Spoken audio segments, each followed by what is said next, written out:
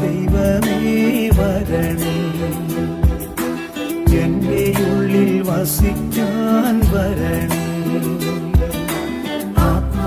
ഈശോയിൽ സ്നേഹം നിറഞ്ഞവരെ, പരിശുദ്ധാത്മാവിൻ്റെ അഭിഷേകം ഒരു മായാത്ത മുദ്ര പോലെ നമ്മുടെ ഹൃദയങ്ങളിൽ ചാർത്തപ്പെട്ടിരിക്കുക.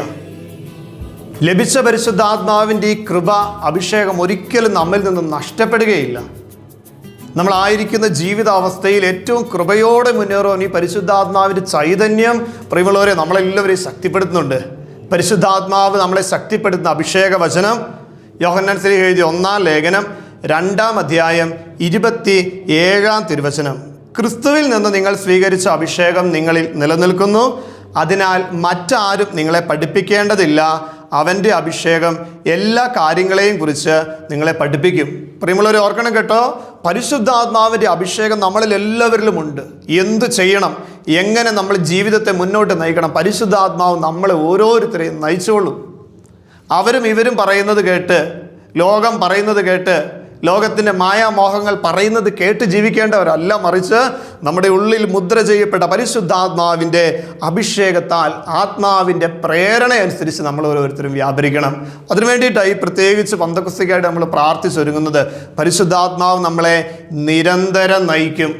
ജീവിതത്തിൻ്റെ മരുഭൂമി അനുഭവങ്ങളിൽ, ജീവിതത്തിൻ്റെ സഹനവേളകളിൽ, ജീവിതത്തിൻ്റെ പരാജയങ്ങളിൽ, ഒറ്റപ്പെട്ടു പോകുന്ന നിമിഷങ്ങളിൽ പരിശുദ്ധാത്മാവിൻ്റെ ചൈതന്യം ഒരിക്കലും നമ്മൾ ഉപേക്ഷിക്കുകയില്ല. പരിശുദ്ധാത്മാവിൻ്റെ ചൈതന്യം പ്രിയമുള്ളവരെ നമ്മളെ ഓരോരുത്തരെയും നയിക്കും. വലിയൊരു പ്രത്യാശയാണ് ഈ ദിനത്തിൽ നമുക്ക് നൽകുന്നത്. നമുക്ക് പ്രാർത്ഥിക്കാം. ഇന്നത്തെ നമ്മുടെ പ്രാർത്ഥനകളെ, നമ്മുടെ ഉദ്യമങ്ങൾ, പ്രത്യേകിച്ച് ഏതെങ്കിലും നിരാശയിലൂടെ, സങ്കടത്തിലൂടെ കടന്നു പോകുന്ന വ്യക്തികളുണ്ടെങ്കിൽ ഈ ശുശ്രൂഷയിൽ പങ്കെടുത്ത് പ്രാർത്ഥിക്കുമ്പോൾ പരിശുദ്ധാത്മാവിൻ്റെ ഈ ഒരു പുതു ചൈതന്യത്തിൻ്റെ നിറവ്, ഈ ഒരു പുത്തൻ അഭിഷേകം നിങ്ങളുടെ ജീവിതത്തെ പ്രത്യാശയിലേക്കും പുതുജീവിതത്തിലേക്കും കൈപിടിച്ച് നയിക്കട്ടെ എന്ന് പ്രത്യേകമായിട്ട് പ്രാർത്ഥിക്കുന്നു.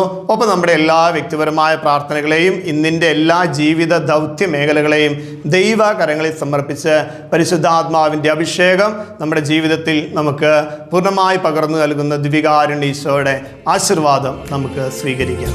പരിശുദ്ധ പരമദിവ്യ കാരുണ്യത്തിന്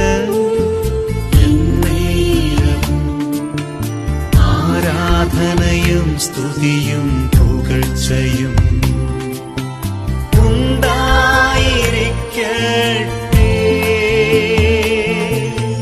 പരിശുദ്ധ പരമദിവ്യ കാരുണ്യത്തിന് നേരവും ആരാധനയും സ്തുതിയും പുകഴ്ചയും